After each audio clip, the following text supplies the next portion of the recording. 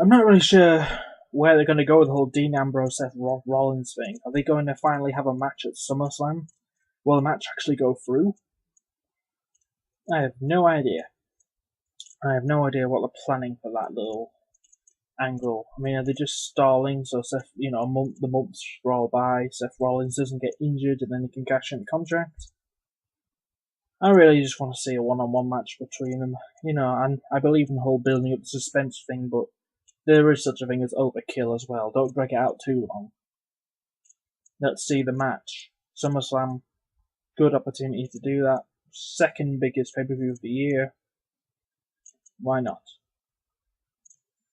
This Monday, though, we saw Dean Ambrose take on Cesaro, which was, it was quite the twist, really, because we found out that Cesaro wasn't a Paul Heyman guy anymore. Obviously, because he has gone along with Brock Lesnar again. I don't know why he can't just go along with Brock Lesnar and Cesaro, because we saw Curtis Axel when he was with Paul Heyman. Brock was still around when Brock Lesnar came back, so why can't Cesaro? I mean, the guy has potential. It's going to go far. It's if WWE doesn't go off him, which they have done on a few superstars, which has really pissed me off in the past. It was a good match. Ruined at the end, but it was a decent match, which could be on the pay-per-view in the future someday. You never know. One day we might see Dean Ambrose versus Cesaro for the WWE World Heavyweight title. I'd pay to watch that, and I know many of you would as well.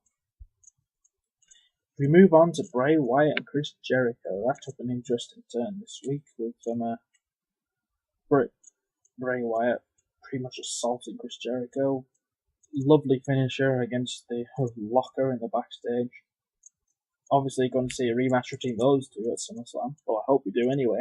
And I expect a Bray Wyatt win. Well, I'm praying for him, because if he doesn't win this one, how many of us will take him seriously anymore? I mean, SummerSlam was when he made his debut last year, beating Kane in the Ring of Fire match, which is a PG version of an Inferno match. We don't want anyone to get burned from the little kiddies. They'll have nightmares for weeks. Why do you think Kane's not scary anymore? Because you're not allowed to upset the children. As long as the children are happy, your company will be a success. That's the way things are now. Some people still don't get that. Oh well. Anywho, moving on to the next part, which is the part which I am looking forward to talking about, because it's a part I've wanted to happen for a few weeks now. The Paige AJ story. Finally, she attacked her. Finally, Paige assaulted AJ, and finally we can have a Divas feud worth talking about. It was such a relief to see Paige just destroy AJ, and then even mock her with the skip back up the ramp. Let's face it, we all knew it was going to happen. It was bloody obvious. Why wouldn't it happen? You can't have frenemies for a main Divas feud. You can't have two faces. It just doesn't work. I mean, apart from Paige, AJ, possibly Natalya, which diva is worth, good enough to hold the Divas Championship? I mean, do you really expect to see Cameron, even Marie? I don't know, possibly Naomi. I think she needs to just have a few more matches. I mean, she just lost to Cameron, so that brought her down a little bit. And if anyone loses to Cameron or even Marie, you must really suck. Or you must have done something to piss somebody off backstage. At SummerSlam, I want to see Paige versus AJ Lee again, and it will be a lot better than the match at Battleground, because there'll be a lot more tension between the two of them. It won't be just a friendly match between two frenemies. It'll be AJ Lee looking to get revenge against Paige, and it will be Paige looking forward to decking AJ and winning back the Divas title. So it should be a lot better. If it isn't, the WWE, you've really screwed this up. Then again, that wouldn't surprise me either. Can I just say one thing, going off the Paige AJ Lee thing? I loved the opener. How Triple H was just pretty much bashing the entire internet community, saying, if I don't like this, I might stop watching. That was just golden by WWE. That was just a pretty much are shot out to the internet saying we don't really give a fuck what you say. If you don't like what you see, yeah, stop watching. We're going to keep doing what we're doing. We're not going to be intimidated by you guys. I respected that. That was a good stand by WWE, saying they're not going to be bullied by the internet just because some people don't like what's happening on the program. Either live with it or go watch something else, pretty much. So, what you guys are going to do? Start watching TNA and then bash that? Because what I personally think is you guys aren't happy no matter what happens. John Cena wins the belt. You boo. The Rock wins the belt. Oh, he's a part-timer. Brock Lesnar wins the belt. Part-timer. CM Punk wins the belt. He's awesome. Oh, he never gets the main event slot because he doesn't make as much money as John Cena or The Rock. Daniel Bryan wins the belt. Oh, but it's starting to get a bit boring now because, you know, he's defending against Kane. Oh, he's got injured. Who would you guys have as champion and be completely 100% happy with? I mean, the only person I could think of at the moment is probably The Undertaker. But then again, it's not 2004 anymore when he's not that spring chicken that wrestles every single night. He wrestles, if we're lucky now, once a year. I didn't know a single person who wasn't happy that Undertaker was a champion. I mean, how could he be? The guy's awesome. Or Stone Cold Steve Austin. I mean, he was just the best. The Rock, golden on commentary. On the mic. I mean, who have we got now? Apart from, obviously, John Cena, Daniel Bryan, Brock Lesnar. We're going to have The Miz as champion? Are you kidding me? After WrestleMania 27? Never again. Dolph Ziggler? Company doesn't trust him enough. He's injury prone. Roman Reigns? Just John Cena 2.0. Well, that's what some people have already built on the internet. So who is there? We've got 3 superstars who are coming close into their careers. Big Show, Mark Henry, and Kane. Would anybody say, be upset if they got one more run with the belts? Any of them? Because they're coming to the end of their careers. I think they all deserve a shot anyway. I mean, after everything they've done in the business, don't they deserve a farewell, one last hurrah? Or are they just too old and they just need to give it up now? Because apparently there's an age limit on wrestling now, according to a few fans who really don't know anything about wrestling. Who else is there in the WWE? Fandango? Would anyone believe, the credibility? No. Not in a million years. Big E? Nope. Chris Jericho? Not around long enough. But wait, Brock Lesnar's going to be given the belt, so why not Chris Jericho? Adam Rose? You've got to be kidding me, right? I'll be amazed if he's still around by the end of 2014. Jack Swagger? Would anyone be interested in Jack Swagger being champion?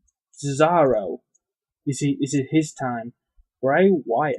That is somebody I would love to have as champion, but he needs to build up the credibility a bit more and win some matches. Because he's got what it takes on the mic, but he needs to have what it takes in the ring as well. Apparently he might be turning face in the future. That should be interesting. Anyway, Raw this week was very good, a lot better than what it has been in the last few weeks. I enjoyed Stephanie McMahon being arrested. This new faction that's starting between Xavier Woods, Kofi Kingston, and Big E. Never seen Kofi be a heel before, but if he does turn fully heel, that'll be interesting. Mark Henry's rumoured to join them as well, so the next few weeks should be quite interesting, guys. A whole concept of WWE should be very interesting in the next couple of weeks. And as for Kane himself, I don't know what he's going to be doing. Is this the time where he takes time off because of his upcoming movie, Cena Evil 2? It would be a good time because he doesn't really have a set feud now because Roman Reigns is going towards Randy Orton, John Cena, Brock Lesnar, Dean Ambrose, Seth Rollins. Where does that leave Kane? I would disappear for a few months, take some time off, then come back fresh, and maybe people might stop slandering him a little bit, but in reality they probably won't. I don't think that's ever going to stop, and I think that's just stupid. That's just my opinion.